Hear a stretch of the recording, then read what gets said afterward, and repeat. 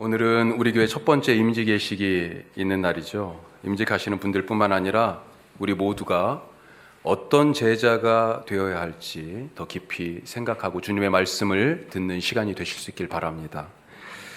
첫 번째로 같이 한번 읽어보죠. 직분은 먼저 죽는 순서입니다. 교회에서 어떤 사람을 집사와 권사 혹은 장로와 목사로 세울 때 강단에 와서 우리가 형식을 강단에 보통 올라와서 무릎을 꿇고 앉아요. 그리고 안수위원들이 둘러싸고 함께 손을 얹어서 안수하며 기도합니다. 자, 그런데 안수를 받기 위해서 무릎을 꿇고 앉는 것, 어떤 의미라고 생각하십니까? 망나니의 칼 앞에 앉아 있는 곧 목이 잘릴 순교자의 자세다 하는 것입니다. 망나니의 칼 앞에 앉아서 곧 목이 잘릴 순교자의 자세예요. 직분은 먼저 죽는 순서입니다. 초대교회가 집사님들을 세웠어요.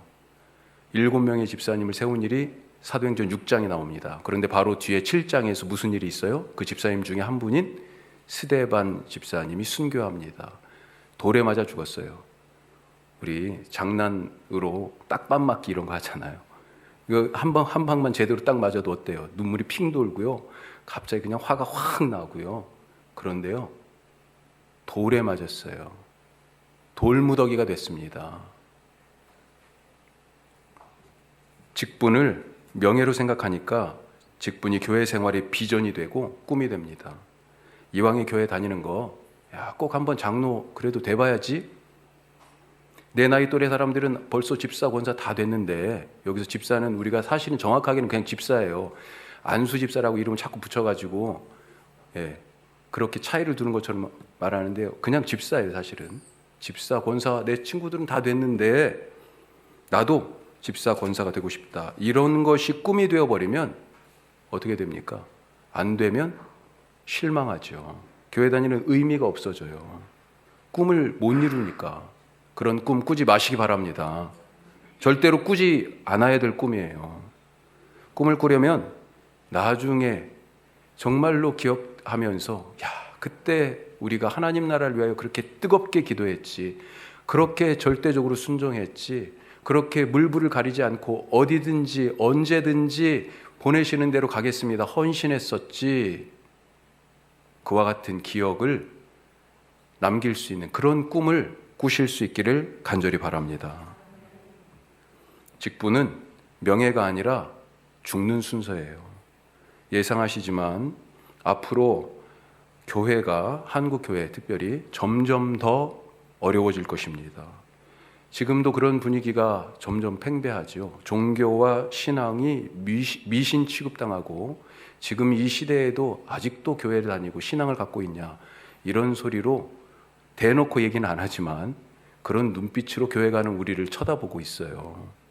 특히 한국 사회에서 교회가 그동안에 소금과 빛으로서의 그 거룩함이라는 정체성, 그리고 그 사명, 하나님 나라를 위하여서 자기를 불태우고 녹아내는 그런 사명을 잃어가면서 사람들에게 점점 외면받고 있지 않습니까? 지금 교회 다니는 신앙생활하는 사람들의 인구가 얼마쯤이라고 생각하세요?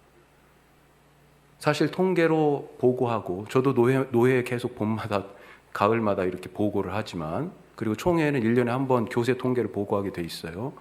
그런데 가능하면 최대한 실수를, 그래서 모든 성도님들 이름을 다 또 다시 한번 점검해보고, 그런데 사실 큰 교회에서도 같이 함께 목회해봤지만 그렇게 다 파악하기가 쉽지 않아요.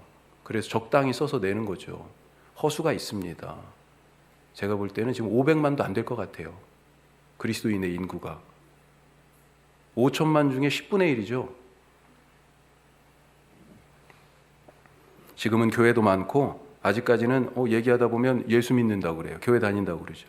그런 분들이 여기저기 이렇게 눈에 띄기도 하지만, 이제 앞으로 이 외면과 조롱을 넘어서 박해와 배교, 그리고 결국에는 순교의 시대 올지도 모른다 하는 것입니다. 그때 신앙을 지키고 교회 공동체를 위하여 복음의 십자가를 짊어지고 먼저 죽는 순서가 직분입니다. 직분을 명예로 하니까 일꾼을 세우는 선거를 하고 후유증에 시달리는 교회들이 있어요. 직분자 선거가 다 알지만 인기 투표가 아닌데도 선택되지 않으면 나를 인정하지 않는 것 같아서, 거절당한 것 같아서, 인정받지 못한 것 같아서 서운합니다. 제가 어릴 적 고등학교 때까지 다녔던 고향교회에서 있었던 일이에요. 직분자 선거를 하고는 그 다음 그 주간에 새벽 기도 때 난리가 났습니다. 그때는 의자가 없는 마룻바닥이었습니다. 그렇게 방석을 놓고 기도를 하고 하는데 한 분이 자기가 장로가 안 됐다고 이 새벽 기도 중에 그 교회 장로님에게 방석을 휘둘렀어요. 방석을. 방석이니까 크게 뭐 상처를 입고 그런 건 아니죠. 그런데 그 맞은 장로님이 누구냐면 이 방석을 휘두른 분의 손아래 처남입니다. 먼저 손아래 처남이 장로가 된 거예요. 그런데 이 처남이 장로인 이 처남이 자기를 안 찍었다는 겁니다. 그래서 막 화가 난 거예요. 그걸 어떻게 알았게요? 이분이 얻은 표가 2표예요. 자기하고 자기 아내하고 둘이 찍은 거예요. 그러니까 표가 몇 표라도 더 나왔으면 아이 그래도 손아래 처남은 찍었겠지 생각할 수 있겠는데 2표밖에 없으니까 웃기는 얘기 같죠. 진짜 있었던 얘기예요. 그리고요 교회를 떠났습니다. 옆 동네에 다른 교회로 가셨어요. 뭔가 잘못돼도 단단히 잘못된 거죠. 오늘 임직하시는 분들은 평생 이 교회에서 뼈를 묻겠다는 각오를 가지시기 바랍니다. 아멘 안 하시네. 평생 이 교회에 뼈를 묻겠다는 각오를 하시기 바랍니다.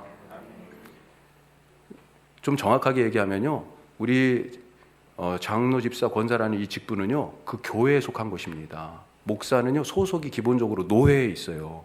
그래서 노회 회의에 가면 저희는 기본적으로 당연하게 노회 회원으로 이미 돼 있습니다. 하지만 장로님들은 그 교회에 10분 장로님이 있다고 해도요 10분 다가 노회 회원이 아니에요. 교회에서 선택해서 교회 법에 따라 몇 명을 선택하게 돼 있거든요. 선택해서 파송하는 겁니다. 총대로. 소속이 어디예요? 교회에 있습니다. 이건 무슨 얘기냐면 그 교회를 떠나면 직분이 사실은 의미가 없는 거예요. 의미가 없어요. 우리는 지금 오늘 취임, 임직 뭐 이렇게 지금 나눠서 하지만 정확하게 얘기하면 어떤 의미에서는요 다 똑같이 처음으로 임직하는 그런 거예요. 우리 교회의 첫 번째, 우리 교회에서 세워진 일꾼이에요. 평생 이 교회에서 뼈를 묻겠다는 그런 각오로 이 직분을 주님께서 주신 것으로 알고 충성하실 수 있길 바랍니다. 그렇다고 평생 우리 교회에 붙들어 두지는 않을 겁니다. 바울을 생각해 보세요. 시리아의 안디옥 교회가 바울의 모교회였습니다. 그런데 안디옥 교회를 떠났습니다. 바울이. 왜 그랬습니까? 하나님이 보내셔서 교회가 없는 지금의 터키 지역, 아시아, 갈라디아, 밤빌리아, 그리고 바다 건너서 마케도니아, 그리고 아테네가 있는 아가야, 그리고 그 이후에 또 어디요? 로마까지 갔습니다. 그리고 당시에 땅끝으로 여겨졌던 스페인까지 갈 계획을 세웠어요. 그 계획이 어떤 계획입니까? 죽을 계획이었어요. 안타깝게도 땅끝까지는 못 갔죠. 로마에서 죽었습니다. 우리에게 위기가 온다면 직분이 죽는 순서가 아니라 큰 명예가 될 때일 것입니다. 그래서 지금 한국교회가 위기잖아요. 장로를 장로라고 안 부르고 권사를 권사 대접 안 해주니까 이거 엄청나게 무례한 거고 기분이 나쁜 거예요. 자기를 무시하는 것으로 이해해요. 오늘 임직자를 세우는 날 담임 목사가 이거 이상한 소리 한다 이렇게 들리실지 모르겠지만 앞으로 우리 교회는 점점 교회 안에서 형제 자매로 부를 수 있는 그런 교회가 됐으면 좋겠습니다. 목사에게도요 성욱 형제님 이렇게 부를 수 있는 수준의 그런 교회가 될 수 있기를 간절히 바랍니다. 아멘 하세요. 지금 여기서 한번 시켜볼까요? 부탁드려볼까요? 예? 두 번째로 기도하며 합시다. 기도하며. 주신 직분을 어떻게 감당할 수 있습니까? 기도하지 않고는 하지 마시기 바랍니다. 말하기 전에 기도하고 기도하지 않고 말했다면 기도하면서 내가 무슨 말을 했는지 다시 들어보시기 바랍니다. 우리 지난주에 말씀 나눴잖아요. 제가 그 말씀 때문에 이번 주 지난 한 주를 잘 살았어요. 여기까지 막 말이 넘어오려고 그러는데 꿀꺽 이 말을 뱉지 않고 그래도 몇 번이나 삼켰습니다. 노예가 있었거든요. 이번 주에, 지난주에. 우리가 말씀을 나눴습니다만 자기가 한 말을 들을 수 있어야 돼요. 잘 들어보세요. 다른 사람 얘기는 들리는데 내가 한 얘기가 안 들리면 이건 귀머거리입니다. 내가 무슨 말을 어떻게 했는지가 들려야 말을 어떻게 할지가 그 다음에 실수하지 않고 누구에게 상처를 입히지 않고 할 수 있는 거죠. 어떤 때는 그냥 막 먼저 말이 나오죠. 다시 들어보세요. 내가 무슨 말을 했는지. 그리고 기도하면서 그 말을 점검해 보시기 바랍니다. 일도 마찬가지예요. 똑같이 일하기 전에 기도하시기 바랍니다. 기도하지 않고 일부터 먼저 했다면 너무 급하니까 저거 빨리 지금 처리되어야 할 것 같으니까 기도하지 않고 일부터 먼저 했다면 기도하면서 그 일을 되짚어 보실 수 있길 바랍니다. 왜냐하면 기도는 믿음하고 단단히 연결되어 있기 때문입니다. 믿어야 순종하고, 순종을 어떻게 해요? 믿음 없이 어떻게 해요? 믿어야 순종하고 믿어야 충성하는데 믿음은 기도에서 나와요. 왜 그러냐면 이 두 단어가 관계에 대한 단어입니다. 기도가 뭐예요? 하나님과 연결되었다는 거죠. 기도를 열심히 한다는 것은요, 하나님과 그렇게 관계가 끈끈하다는 것입니다. 그만큼 더 사랑한다는 거예요. 믿음이 뭐예요? 하나님 안에 머물러 살아가는 것이 믿음 아닙니까? 다 관계에 대한 용어예요. 믿음과 기도는 연결되어 있어요. 어쩌면 믿음 이꼴 기도 이렇게 얘기할 수도 있을지 모르겠습니다. 예수님이 한 번은 산에서 영광스러운 하늘의 몸으로 변화가 되셨어요. 제자들이 깜짝 놀랐죠. 자, 그리고 나서 산 아래로 내려왔습니다. 그러고 보니까 제자들이, 아직 밑에 산에 있던 제자들이 엄청난 곤경에 처해 있어요. 귀신 들린 아이를 데려온 아버지, 이 귀신 들린 아이의 귀신을 쫓지 못해가지고 지금 엄청 난처한 상황에 처해 있었습니다. 예수님이 그 상황을 정리하시죠. 뭐라고 말씀하세요? 믿는 자에게는 능치 못할 일이 없다. 그러시면서 귀신 들린 아이를 고쳐주셨습니다. 믿음의 문제였던 거예요. 믿음의 문제. 자, 그런데 나중에 이 사람들이 싹 떠나고 나서 이제 조용해졌어요. 제자들이 예수님께 조용히 물었습니다. 예수님, 왜 예수님은 하실 수 있었는데 우리는 할 수 없었죠? 예수님이 뭐라고 대답하셨어요? 자, 마가복음 9장 말씀 함께 합니다. 이르시되 기도 외에는 다른 것으로 이런 종류가 나갈 수 없느니라. 이런 일이 일어나는 것은 기도밖에 없다. 그런데 그 전에 뭐라고 대답하셨어요? 믿음에 대해서 얘기하셨잖아요. 믿어야 일어난다고 얘기했죠. 같은 말입니다. 믿음이 있다는 얘기는 기도하는 사람이라는 얘기예요. 기도를 통하여 하나님과 연결되어 있는데 믿음이 없을 수가 없어요. 기도하는 진짜 믿음을 가진 사람에게 하나님 나라의 일이 일어나는 것을 믿으시기 바랍니다. 제자들이 놀았어요? 산 아래에서 놀았습니까? 열심히 일했어요. 땀을 뻘뻘 흘렸어요. 가진 방법을 다 해봤어요. 그전에도요, 귀신 쫓아내봤습니다. 제자들이 둘씩 동네로 다 파송되어서 거기서 전도하면서 병자도 고치고 귀신도 쫓았어요. 그래서 이번에도 그렇게 똑같이 해보는 거예요. 이거 안 되네? 또 다른 방법으로 해보고요. 예수님이 했던 거 봤잖아요. 또 다른 것으로 하는데도 안 돼요. 놀지 않았습니다. 제자들이 열심히 일했습니다. 그런데 아무 일도 일어나지 않았어요. 왜요? 기도하지 않았기 때문에. 기도하지 않고는요, 아무 일도 하지 마시기 바랍니다. 기도하지 않고 하는 일 때문에 교회가 시끄러워요. 오늘 말씀 5절부터는 제가 앞에 1절에 4절까지는 설교를 준비했다가 뺐습니다. 너무 길어가지고. 예, 좋죠? 5절부터 두 번째 단락, 믿음에 대한 말씀이에요. 믿음의 크기가 얼마라고 나옵니까? 겨자씨 한 알. 몇 주 전에 전도사님 일부 예배 설교하시면서 겨자씨를 하나씩 다 나눠줬습니다. 이렇게 조그마한 비닐팩에. 하나씩이 아니죠. 한 20알쯤 되는 것 같아요. 진짜 작은 이 겨자씨 한 알. 믿음의 크기가 그 정도예요. 그런데 능력은 어느 정도입니까? 이 뽕나무더러 바다에 뿌리채 뽑혀가지고 바다에 심겨지라 하면 심길 것이요. 그게 바로 겨자씨 한 알 같은 진짜 믿음에서 나오는 능력이래요.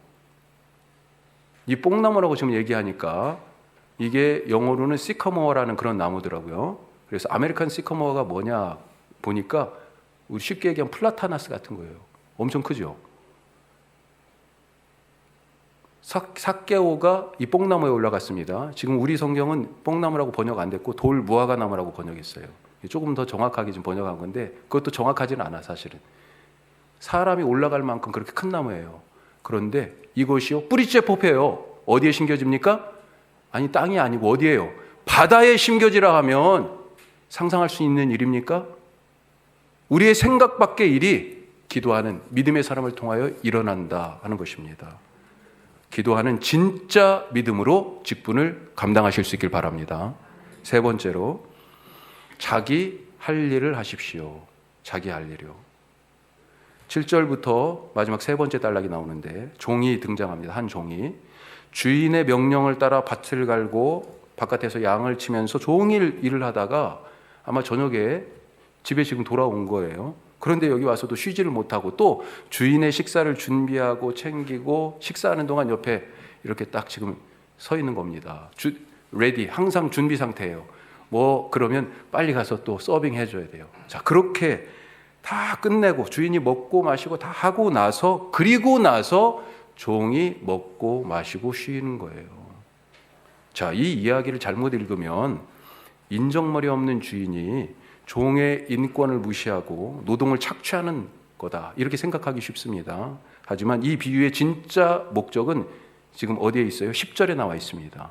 같이 한번 읽어보겠습니다. 10절 이와 같이 너희도 명령을 받은 것을 다 행한 후에 이르기를 우리는 무익한 종이라 우리가 하여야 할 일을 한 것뿐이라 할지니라. 아니 이렇게 열심히 하고도 무익한 종이다라고 얘기하는 이것이 좀 잘 이해가 안 가죠. 종이 이와 같이 말하는 것은요. 이 종이 이와 같이 말하는 것은 이것이 바로 내가 지금 종이 무익한 종이라고 말하는 것은 이 말의 뜻은 뭐냐면 내가 해야 할 일을 한다고 했는데 하지 않은 것이 있을 수도 있잖아요. 그렇죠? 바로 그것에 대한 겸손입니다. 내가 해야 할 일을 하지 못했을 것에 대하여서 염려하면서 지금 겸손하게 얘기하는 거예요.